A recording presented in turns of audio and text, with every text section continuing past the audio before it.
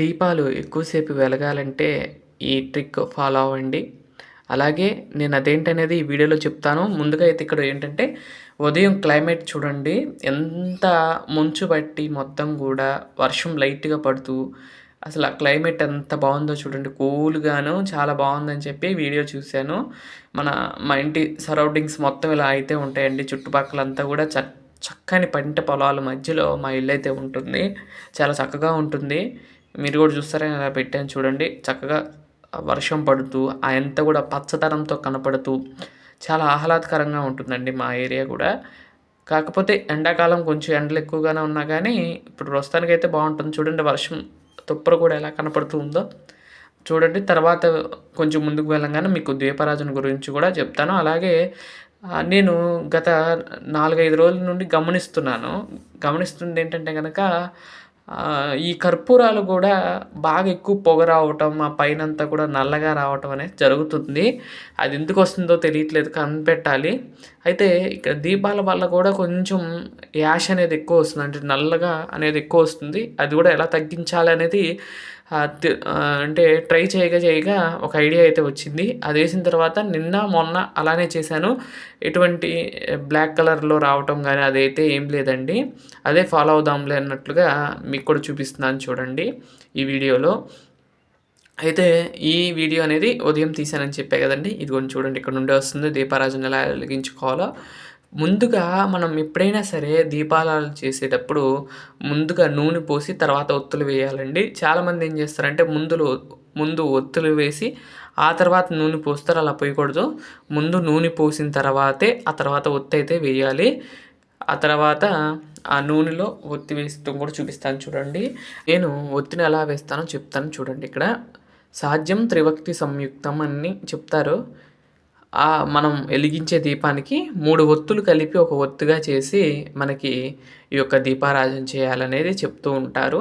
సాధ్యం త్రివక్తి సంయుక్తం వండినాయో మంత్రం ప్రకారం మనమైతే ఆ దీపాన్ని వెలిగించాలి.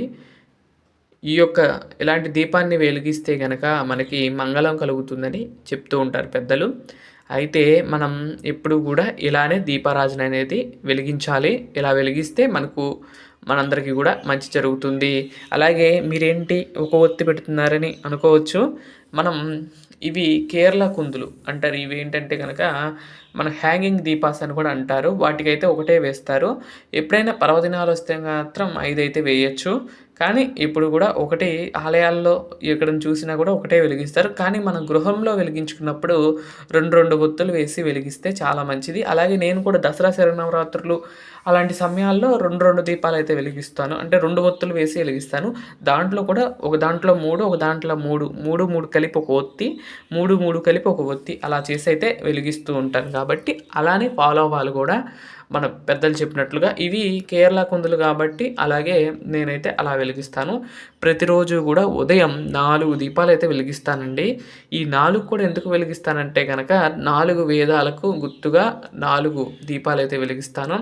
ఈ 4 వేదాలు ఆ దీపాల కాంతుల్లోనే స్వామివారికి ఆ వేదాలు వినిపించాలని చెప్పి వారిని కోరుకుంటూ ఆ దీపాలను వెలిగిస్తాను అట్లా. ఆ 4 వేదాలకు గుర్తుగా ఆ 4 దీపాలైతే వెలిగిస్తూ ఉంటాను. ఇక్కడ చూసినట్లయితే స్వామివారిని చక్కగా అలంకరించి ఈ యొక్క దీపారాధన కుందులకు కూడా కుంకుమ, చందనము ఇవన్నీ కూడా పెట్టి ఆ తర్వాత స్వామివారికి తర్వాతి కార్యక్రమాలైతే చేస్తూ ఉంటాను. దీపారాజనకి చక్కగా ఇట్లా బొట్టు పెడితే ఆ లుక్కే వేరండి.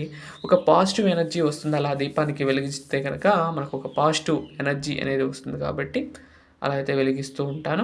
తర్వాత ఇక్కడ చూసినట్లయితే ఆ దీపాలని ముందుగా ఒత్తుల్ని చక్కగా నలుపుకొని సన్నగా చేసుకోవాలండి. ఎప్పుడైనా సరే తొందరగా వెలగాలి అంటే కనుక దీపాలు ఒత్తు అనేది సన్నగా ఉండాలండి. సన్నగా ఉన్న తర్వాత వెలిగించుకునేటప్పుడు ఒక ఏకహారతిలో ఒక ఒత్తి వేసుకుని వెలిగించుకోవాలి. ఈ విధంగా చూడండి ఎంత ఫాస్ట్‌గా ఎలిగేసిందో. ఇది స్లో మోషన్‌లోనే పెట్టానండి. కానీ ఫాస్ట్‌గా అది ఒత్తి అనేది వెలుగుతూ ఉంటుంది. అలా అయితే చేయండి. ఈ విధంగా 4 దీపాలు కూడా వెలిగించాము. అయితే ఇలానే అంటిపెట్టామనుకోండి, చూడండి ఇక్కడ చూపిస్తా చూడండి కిందది ఒక ప్లేట్ కూడా పెట్టి చూపిస్తాను. అయితే కింద ఒత్తు చూడండి రైట్ సైడు మీకు స్వామివారి యొక్క కుడి చేతి వైపు కింద ఆ దీపము బాగా ఎక్కువ కాంతితో వస్తుంది. ఆ కాంతితో పాటు నల్లగా అది నల్లగా అనేది వస్తుంది. యాష్ అనేది వస్తూ ఉంటుంది కదా! చూడండి ఇక్కడ చూపిస్తున్నాను చూడండి. కొంచెం అలా పెడితే చక్కగా ఒక 5 నిమిషాలకే మొత్తం కూడా నల్లగా అయిపోతుంది. ఆ నల్లగా అవ్వకుండా ఉండాలి మనం ఎప్పుడైనా సరే. అదిగోండి అక్కడ నల్లగా అయింది చూడండి. అలా నల్లగా అవ్వకుండా ఉండాలి అంటే గనక దీపం, అలాగే మనం దీపం ఎక్కువ సేపు వెలగాలంటే గనక చక్కగా ఏం చేయాలంటే ఆ ఒత్తిని చక్కగా ఆ కోణం ఉంటుంది చూడండి. ఆ కోణం అంచునైతే పెట్టాలి. ఇప్పుడు మనం దీపారాజన కుంది యొక్క అంచు అయితే ఉంటుందో కోణం, ఆ కోణం దగ్గర అయితే పెట్టాలి.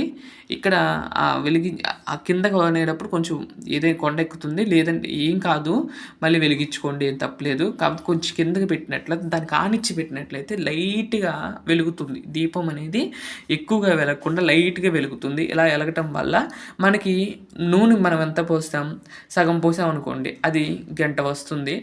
నాకైతే మధ్యాహ్నం వరకు ఈ దీపాలు అయితే వెలుగుతూ ఉన్నాయండి. 2 రోజులను గమనించాను.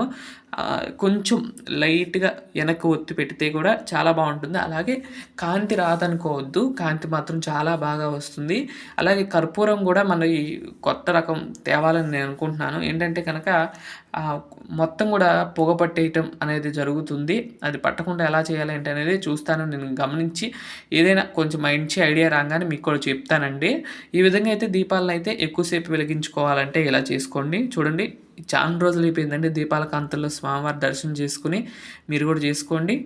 మీతో పాటు నేను కూడా స్వామివారి యొక్క ఈ కాంతుల దర్శనాన్ని మేము కూడా చేసుకుంటున్నాను. చూడండి స్వామివారు ఎంత బాగున్నారో కదండి దీపాల కాంతుల్లో.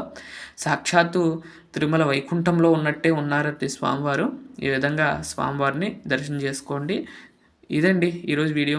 మీకు అర్థమై ఉంటుంది పొగ రాకుండా ఎలా దీపాలు వెలిగించుకోవాలి, దీపారాజన ఎక్కువసేపు ఉండాలంటే ఏం చేయాలనేది మీకు చెప్పాను. తప్పకుండా మీరు ఫాలో అవుతారని నేను కోరుకుంటున్నాను.